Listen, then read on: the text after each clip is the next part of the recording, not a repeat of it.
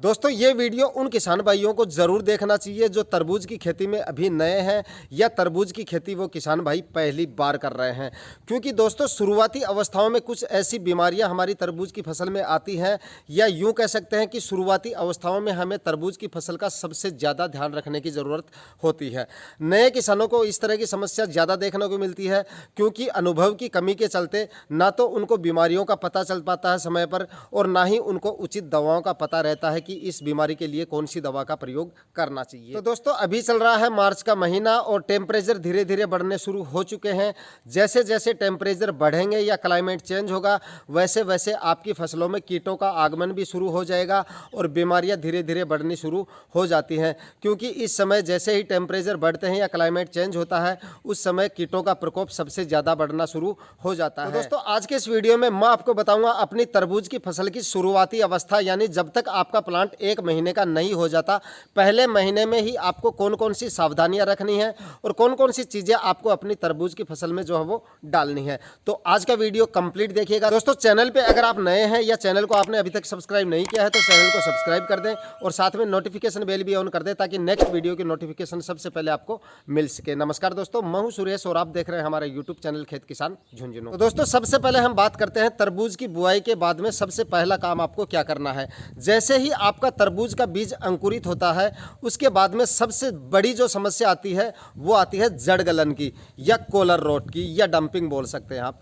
इस तरह की जो समस्या आती है वो सबसे ज़्यादा आती है और इस समय तो आने वाले दिनों में जैसे अभी क्लाइमेट वगैरह चेंज हो रहा है तो इस समय तो आपको बहुत ज़्यादा इस तरह की समस्या जो है वो देखने को मिल सकती है। तो दोस्तों जैसे ही आपके तरबूज के बीज टोटल अंकुरित हो जाए या आपका प्लांट कुछ इस अवस्था में हो तब आपको पहला फर्टिगेशन कर देना है फंगीसाइड का। फंगीसाइड में आप धानुका कंपनी का धानु कोप इस्तेमाल कर सकते हैं जिसके अंदर कॉपर ऑक्सीक्लोराइड आता है 50% जो कि WP फॉर्म में आता है। यह आपको इस्तेमाल करना है। इसका आप ड्रेंचिंग भी कर सकते हैं और इसको ड्रिप के माध्यम से भी दे सकते हैं। ड्रिप के माध्यम से अगर आप चला रहे हैं तो इसकी खुराक आपको 500 ग्राम प्रति एकड़ के हिसाब से रखनी है, यानी 500 ग्राम फंगीसाइड आपको 1 एकड़ में ड्रिप के माध्यम से चला देना है।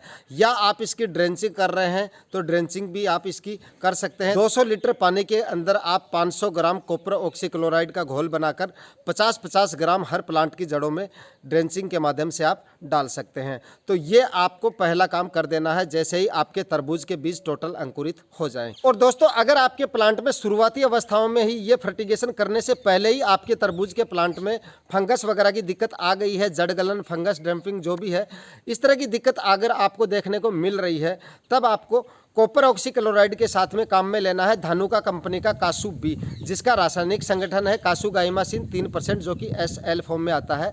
यह भी आपको साथ में ऐड कर लेना है। दोस्तों कासू बी यानी कासूगाइमासिन का जो डोज रखना है वो रखना है 250 ml प्रति एकड़ के हिसाब से। यानी 1 एकड़ में आपको 500 ग्राम कॉपर ऑक्सीक्लोराइड काम में लेना है और 250 ml आपको कासू बी इस्तेमाल करना है।